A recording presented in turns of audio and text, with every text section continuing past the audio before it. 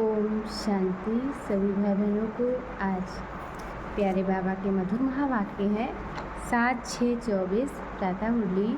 ओम शांति। पाक दादा मधुबन बाबा बोले, मीठे बच्चे तुम आपस में रूहानी भाई भाई हो। तुम्हारा एक दो से अति प्यार होना चाहिए।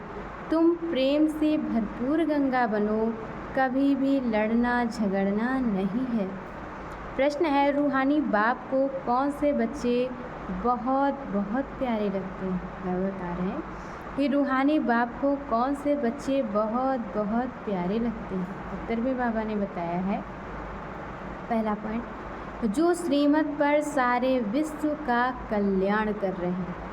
दूसरा पॉइंट बाबा ने बताया है, जो फूल बने हैं कभी भी किसी को कांटा नहीं लगाते, आपस में बहुत बहुत प्यार से रहते हैं, कभी रूठते नहीं। ऐसे बच्चे बाप को बहुत बहुत प्यारे लगते हैं। जो देह अभिमान में आकर आपस में लड़ते हैं, लून पानी होते हैं, वह बाप की इज्जत गंवाते हैं, वह बाप की निंदा कराने वाले निंदक हैं। ओम शांति।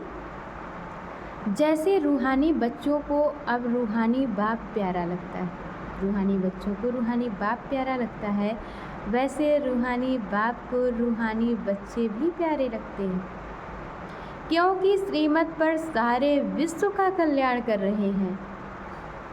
कल्याणकारी सब प्यार लगते, बाबा कहते कल्याणकारी सब प्यारे लगते हैं।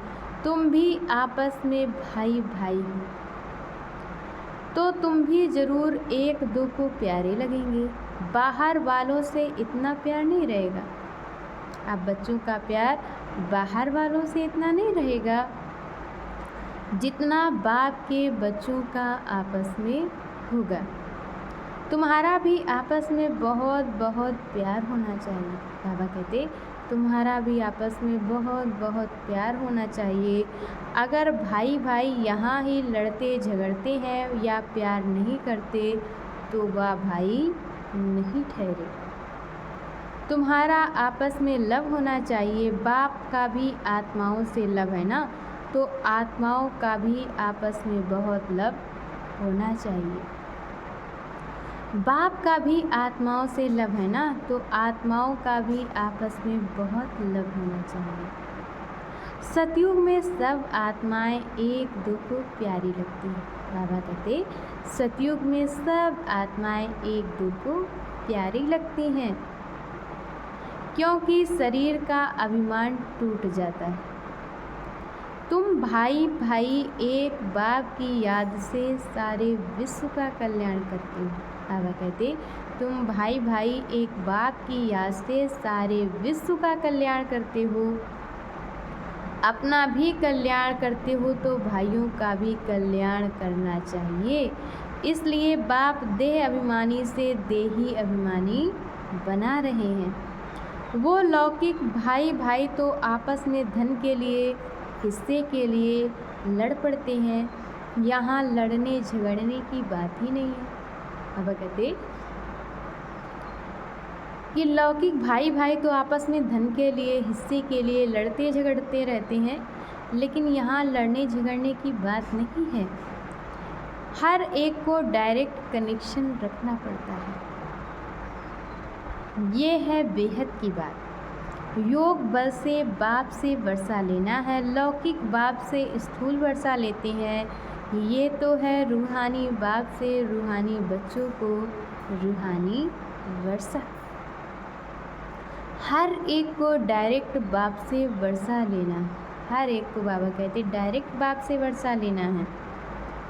जितना जितना इंडिविजुअल बाप को याद करेंगे उतना वर्षा मिलेगा। बाप देखेंगे आपस में लड़ते हैं तो बाप कहेंगे तुम निधन हो क्या। बाबा कहते अगर आपस में लड़ते हैं तो बाप कहेंगे निधन के हो क्या। रूहानी भाई भाई को झगड़ना नहीं चाहिए। बाबा कहते रूहानी भाई भाई को झगड़ना नहीं चाहिए। अगर भाई भाई होकर आपस में लड़ते झगड़ते हैं तो प्यार नहीं, तो जैसे रावण के बन जाते हैं वह सब आसुरी संतान ठहरे।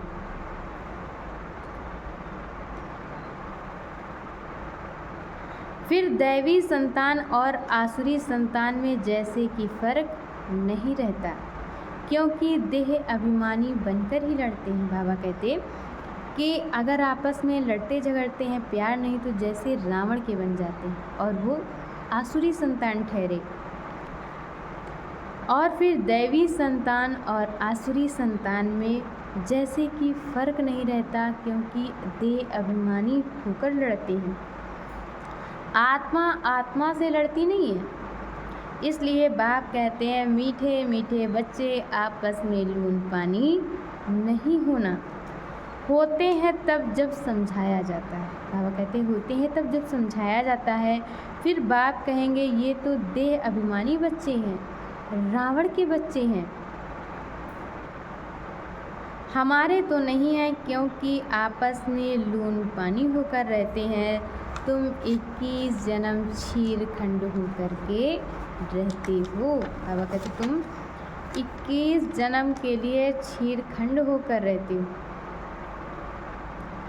बाप तो कहते हैं स्वदर्शन चक्रधारी होकर मरो और कुछ भी याद ना आए, बिगैर कोई संबंध, जैसे आत्मा भाई, जैसे आत्मा आई है वैसे जाना है। लोभ भी कम नहीं, लोभ है तो पिछाड़ी समय वही याद आता रहेगा, नहीं मिला तो उसी आस में मर जाएंगे। इसलिए तुम बच्चों में लोभ आदि भी नहीं होना चाहिए। बाप समझाते तो बहुत हैं, परंतु समझने वाले कोई समझे। बाप की याद को एकदम सीने से लगा दो। बाबा, ओहो बाबा, बाबा बाबा मुख से कहना भी नहीं है, अजबा जाप चलता रहे। बाप की याद में कर्मातीत अवस्था में ये शरीर छूटे तब ऊंच पद पा सकते हो। बाबा कहते बाप की याद में ये शरीर छूटे कर्मातीत अवस्था में तब ऊंचा पद पा सकते हो। अच्छा, मीठे मीठे स्किल दे बच्चों प्रति माता पिता बाप दादा का याद प्यार और गुड मॉर्निंग। रूहानी बाप की रूहानी बच्चों को नमस्ते। हम रूहानी बच्चों की तरफ से रूहानी माता पिता बाप दादा को याद प्यार नमस्ते, ओम शांति, गुड मॉर्निंग, शुक्रिया बाबा, शुक्रिया।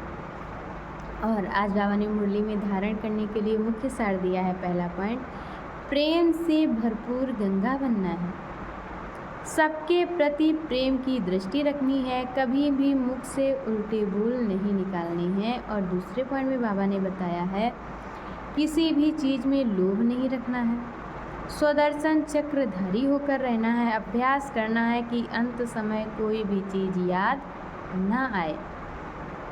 और आज बाबा ने वरदान दिया है पुराने देह व दुनिया की, पुराने देह व दुनिया की सर्व आकर्षणों से सहज और सदा दूर रहने वाले राज ऋषि भक्त।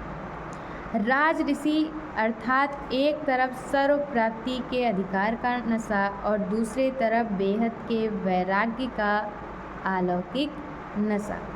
वर्तमान समय इन दोनों अभ्यास को बढ़ाते चलो। वैराग्य माना किनारा नहीं, लेकिन सर्व प्राप्ति होते भी हद की आकर्षण मन बुद्धि को आकर्षण में नहीं लाए। संकल्प मात्र भी अधीनता ना हो, इसको कहते हैं राज ऋषि। बाबा कहते संकल्प मात्र भी अधीनता ना हो, इसको कहते हैं राज ऋषि अर्थात बेहद के वैरागी। ये पुरानी देह व देह की पुरानी दुनिया, ये पुरानी देह व देह की पुरानी दुनिया, व्यक्त भाव वैभवों का भाव, इन सब आकर्षणों से सदा और सहज दूर रहने वाले। और आज की मुरली के स्लोगन में बाबा ने बताया है साइंस के साधनों को यूज करो लेकिन अपने जीवन का आधार नहीं बनाओ। साइंस के साधनों को यूज करो लेकिन उसे अपने जीवन का आधार नहीं बनाओ। अच्छा, ओम शांति।